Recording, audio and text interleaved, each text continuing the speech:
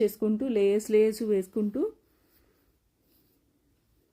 రైస్ని ఉడికించి పెట్టుకున్న వాటర్ ఒక 2 స్పూన్లు కూడా యాడ్ చేసుకొని అవసరమైతే 1 స్పూన్ నెయ్యి కూడా స్ప్రెడ్ చేసుకొని మూత పెట్టుకొని దమ్ చేసుకోవాలి.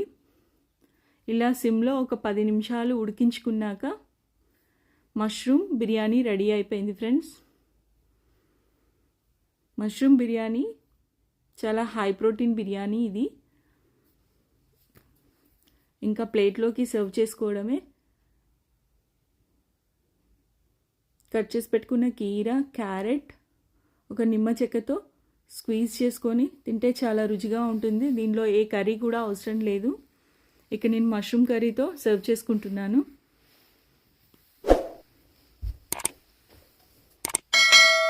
చాలా బాగుంది ఫ్రెండ్స్, చాలా టేస్టీగా ఉంది. మీరు కూడా ట్రై చేయండి. Thank you.